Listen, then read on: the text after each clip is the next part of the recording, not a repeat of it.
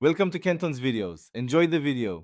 You need the essentials now: a WhatsApp business phone number, the WhatsApp app, and admin access to the Facebook page. Open Meta Business Manager, navigate to Assets, then WhatsApp Accounts, and click Add. Once done, enter the phone number you want to use and choose SMS or voice for verification.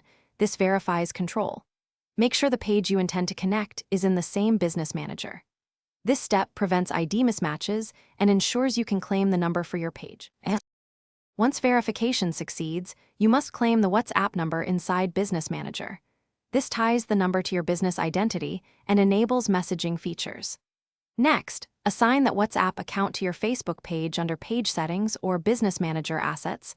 Select the page and click Connect. Then configure user roles.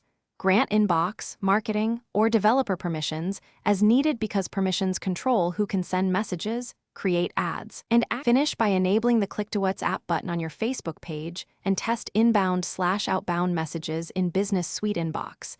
This confirms the connection works. If you plan ads, set the WhatsApp number in the ad setup so clicks open chats directly. Make sure to monitor message templates and review display name guidelines to avoid rejection. If something goes wrong, unassign and re-add the number or rerun verification. And if the issue persists, escalate to Meta support.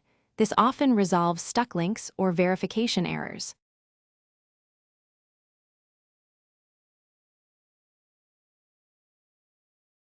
Thanks for watching. Consider subscribing if we helped you.